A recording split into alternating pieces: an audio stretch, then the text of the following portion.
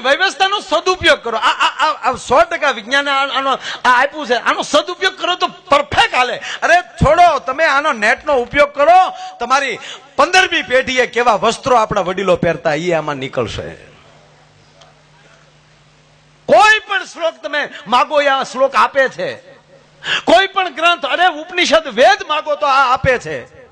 પણ બીજું એલા તૂટી ન ગયો ને બાપુ, બરોબર છે ને?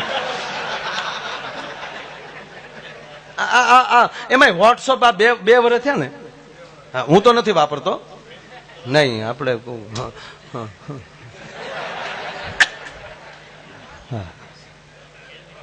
નહીં નહીં, કારણ કે મારા દીકરા કોક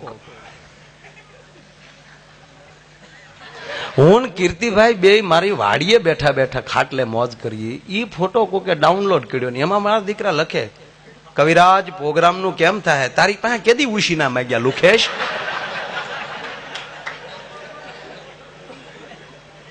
હું બાપુ હાટુ એક જગ્યાએ ચા બનાવું છું.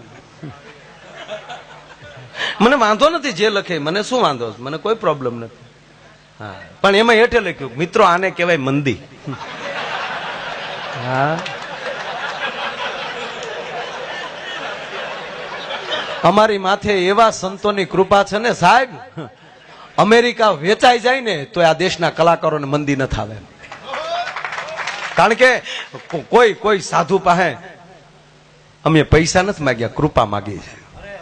અને એટલે ગમે એટલા ઉજાગરા કરીએ છીએ, ગમે એટલી સ્પીડમાં રોડ ઉપર જાય છે, ટ્રકના જોટા માલી હોપટ નીકળી ગયેલા છે સાહેબ, અમને કોઈ દી ડાઘ નથી થયો. એનું કારણ એ છે કઈક કૃપા છે અંદર, એ વાત ફાઇનલ છે. પણ આ 2 વર્ષથી જે વોટ્સઅપ ચાલુ થયા ને એનું ટેન્શન જે મને એકલાને આવ્યું. આ માતાઓ બહેનો બેઠા છો, અતિયુક્ત લાગે તો માફ કરજો, પણ આજ ગુરુ પૂર્ણિમા છે, મને એનું ભાન છે.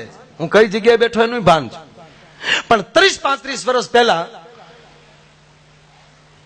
આજુબાજુમાં હોસ્પિટલો નહોતી. આ મારી માવું બેઠો ને પૂછજો તમે, એને વેદના ઉસાણ કરી છે. તાવની ટીકડી નહોતી મળતી. અને પરસુતાની વેદના થતી ત્યારે જગદંબા એની ભવાનીને યાદ કરતી હતી. અને ગામની હુયાણી કામ કરતી હોય સાહેબ, એ જન્મ કરાવવા આવે બાળકને, અને જન્મ થતી વખતે હુયાણી મોઢા ફેરવી જતી હતી, કારણ કે જન્મતા બાળક એનું મોઢું ન જોઈ જાય. અને હવા મહિનાનો થાય ત્યાં સુધી પરિવાર સિવાય કોઈનું મોઢું નહોતું દેખાડાતું. હવા મહિનાનું બાળક થાય ત્યારે જળ ઝારવા માટે આ જગદંબા નીકળતી હતી ઘર બહાર. એ ખોળામાં દીકરો તેડ્યો હોય અને માથે બેડું હોય, ભગવાન ભાસ્કરને એમ કહેવાય કે વધામણા કરવા માટે દીકરી, એ જગદંબા એ દીકરાની માં હવા મહિના સિવાય બહાર નહોતી નીકળતી. ઈ સંતાનો આપણે બેઠા છીએ ને એટલે સંતો પાસે આવ્યા છીએ. આ નરું સત્ય કહું તમને, આ એક સંસ્કાર છે. હવે જન્મતા આવે તો સીધો નશને જ ભાળે ડોહો આવડો. આમાં તો છોકરો ભાગી જાય ને. મારે નથી પ્રોગ્રામ કરવો. ના હું બોલી, આ તો મોબાઈલ ગોતતો હતો. એક કહેવાનો મતલબ કે સમય છે, એને કઈ હું એમ નથી કેતો કે હવે હોસ્પિટલ ન જવું જોઈએ, પણ કમસે કમ એ જે નર્સબેન છે અથવા જે ડોક્ટર છે એ એમ કે ચંપકલાલ તમારી ઘરે દીકરો જન્મ છે, ચાલો જોઈ જાઓ, ત્યારે કમસે કમ એની સામે આંખ તો મિલાવજો, એટલે દીકરો પહેલી વાર બાપનું મોઢું તો જો. મારો દીકરો એ સીધો મોબાઈલ કાઢે ને ફોટા મળે પાડવા. ઉલ્લુલ્લુલ્લુ નો એને નજીવ જન્મું છે, ઉલ્લુલ્લુ દીકરો થાય.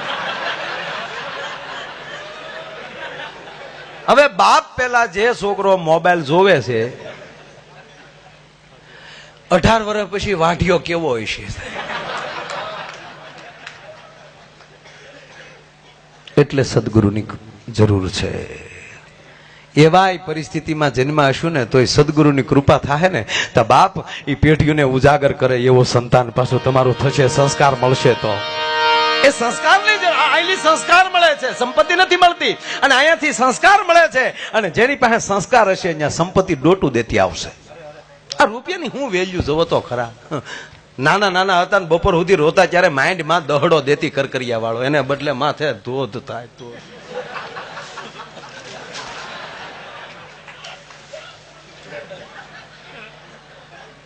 માના હમ ખાઈને તું નાનો હતો તે દેખી નોટું ભાળી થી કોઈ દે. આપણા ઘરના આવડાને રહેવા જોઈએ. આ તો કોઈ આમાં ઘણા મોટા માણસો બેઠા હોય. આપણે ફેર નહોતી ભાઈ, ખોટું હું કેવું. હરામ બરોબર આવી નોટું ફાળી ભાઈ. આ તો સારું છે, ધીરે ધીરે ધીરે નોટું વધતે વધતે એટલે પગ્યું. બાકી આ ઠામું કઈ નોટું ફાળી ગયા ગાંડા થઈ જાય. નોચું થઈ ગયું, નોચું.